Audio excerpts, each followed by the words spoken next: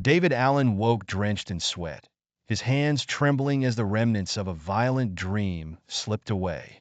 Night had wrapped around the city like an uninvited guest, and David could still feel the weight of ominous shadows pressing down on him. With every breath, he sensed a presence growing stronger inside him, a presence he knew as James. David's life was a testament to routine. Each morning he dressed meticulously, sipped his coffee in silence, and navigated a sea of anonymity to reach his accounting firm. At the office, he became another faceless entity, lost in numbers and spreadsheets. But there was one exception: Emma Johnson. Emma's kindness drew David's attention, her intelligent eyes always noticing more than she let on. Yet every time he tried to muster the courage to speak to her, David's voice faltered, leaving him feeling even smaller under her gentle gaze. One evening, as David examined unexplained bruises on his hands, his phone emitted an unfamiliar chime. The voicemail played a garbled message from a number he did not recognize. The voice was rough, a stark contrast to his own. As he glanced in the mirror, his reflection twisted, a shadow of a smirk hinting at the creature lurking within James. Desperation led him to Dr. Greene, a clinical psychologist. He relayed his stories of blackouts and waking in strange places. Dr. Greene's clinical detachment masked her concern as she suggested dissociation brought on by stress. But even in the safe haven of her office, David withheld the terrifying truth, a fear that something within him clawed for dominance. One sultry night, David awoke in a bar, disoriented amidst a haze of music and smoke. James's presence enveloped him, his posture shifting, confidence oozing from his pores. He flirted recklessly, savored the thrill of a brawl, and left the bar with bloodied knuckles. The next morning, David's innocence returned with no recollection of the chaos James had wrought.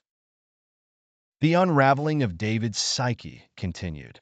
In a dimly lit session with Dr. Greene, hypnosis dredged up horrifying fragments. James's smirks, his aggression, a life David never lived but was responsible for. The more David uncovered, the more he understood. The puppet master was becoming real. Emma, the beacon of his shattered world, became the focal point of James's obsession. On a night thick with dread, James pursued her through the city's labyrinthine streets.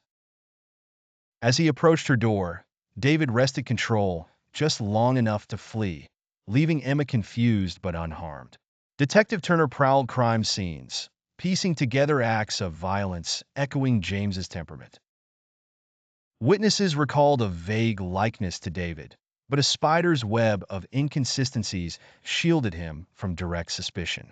Turner's vigilance grew, watching David through a lens clouded by doubt. James's grip tightened. David woke to a life dismantled, his job forfeited, relationships in ruins. The facade of normalcy crumbled, leaving James to revel in the wreckage. David retreated to a desolate warehouse, cameras documenting his struggle.